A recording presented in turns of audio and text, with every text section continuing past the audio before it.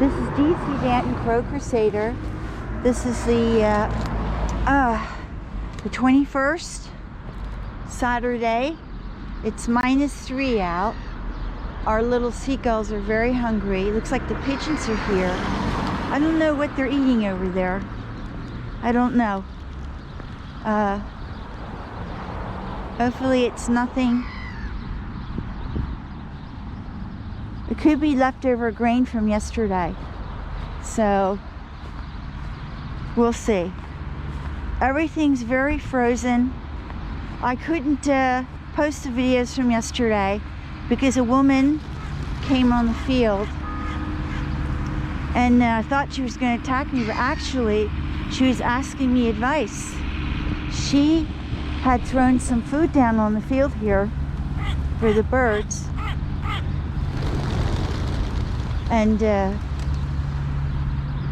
she had been attacked, and she's asking me, they took videos of her, they attacked her, they took her license plate, and she asked me if it was something she should worry about. And I said not to worry about it because it's not illegal to feed birds here. So it was quite an encounter. Wonderful person. She said she's not from here, and she said she can't believe how aggressive the people are, and she's right. They are overly aggressive here toward birds. So it was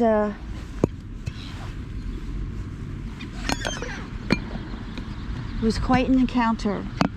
I told her not to give up, not to be intimidated, but I told her not to hang around. I told her just to dump it and run, okay, to protect herself. And always have your phone nearby. A lot of pigeons here today. We're down here in the middle because it's all frozen anyway.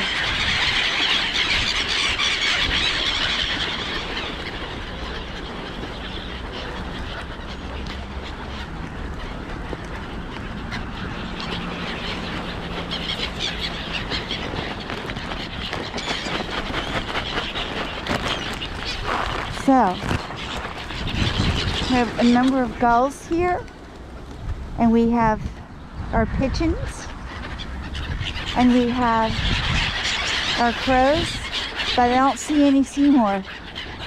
Don't see any Seymour today. You would think Seymour would be here today. Put this in my pocket. This is for Charlie. And we'll put out our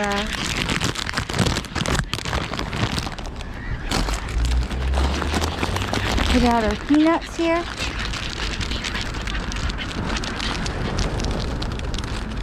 Whoops. I don't know why they're flying away here. This is mine.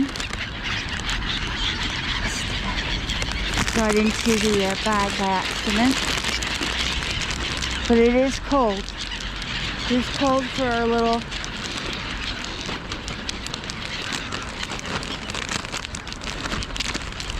there we go.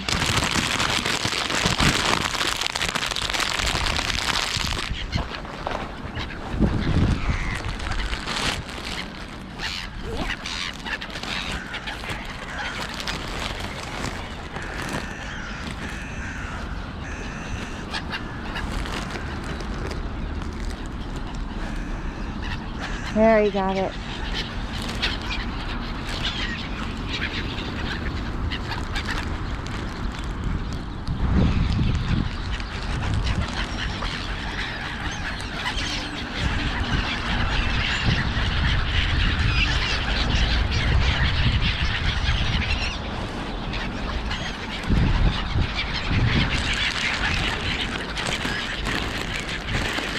I don't know. Where's our Charlie?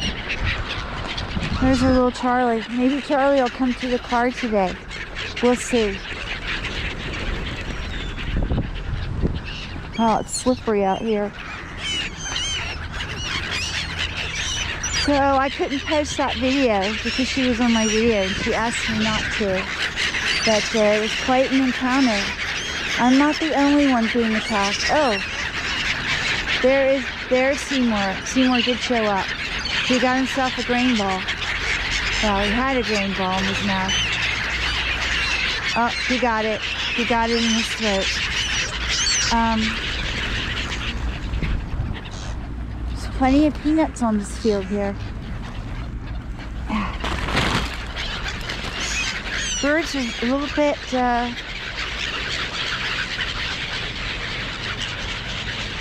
bit nervous.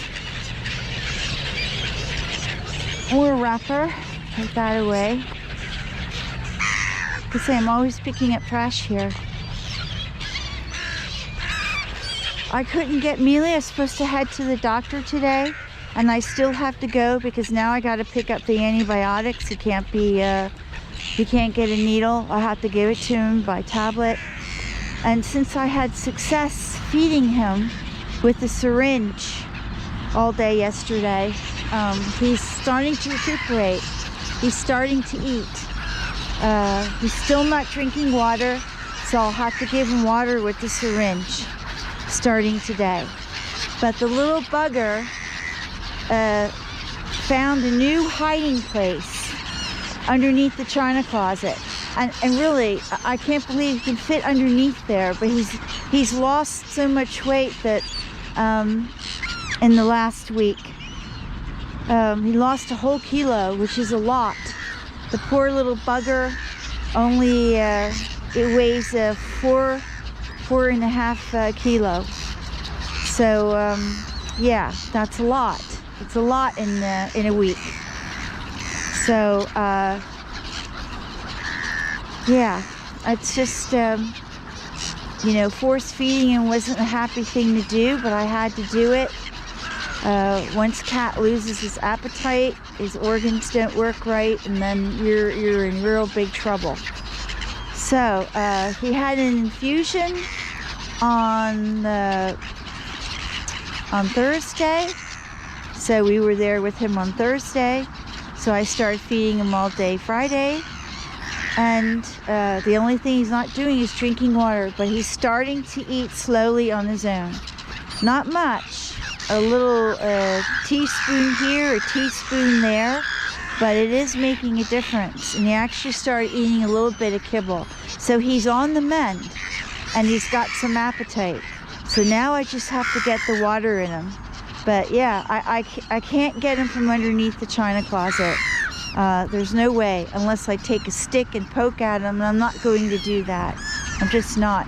It's enough that I had to wrap him up and force feed him. That was already traumatizing enough for him. So we'll just leave it at that. I'll have to travel to the vet anyway now and pick up those antibiotics. And travel all that way, or the ferry boat and all, without the cat is big loss. But at least he's going to get his antibiotic, and every day he should be getting better. And next week he will go to the vet. I'll have to make sure I lock him in my bedroom, and then that way I can move the bed and always pull him out. But I'll have to do that. I'll have to, you know, continue. He's just getting smarter all the time. Yeah, and I just will not force the animal out. I just will not do that. So anyway, but he had a lot more power. He had a lot more power last night. He was starting to recuperate, and he was roaming around and scratching on his little toys and the little scratch pad, and so he is getting better. It's a really slow process. Evidently, taking out those teeth was a lot bigger operation, I think, than every cat heals differently, like every person. And I think that Miele is being half a Siamese cat and half American Shorthair. That Siamese part is the very sensitive part. So anyway, Charlie, come Charlie, come Charlie, Charlie, Come, Charlie. Charlie. Charlie, come, Charlie. Charlie. Come, Charlie. Come, Charlie. Well, anyway, no Charlie. I'm trying to look for a bird with the white spot, and I don't see any right now. So, I don't know what to say. But he could have gotten, there was a lot of food thrown out there by the flags last night. So, we'll see. I don't know if any of these guys will be able to get anything. We'll have to see.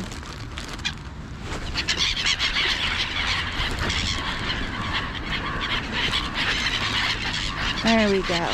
They got something.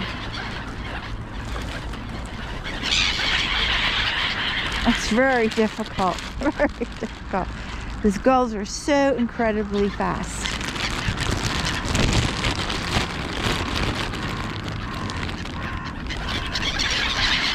Got it.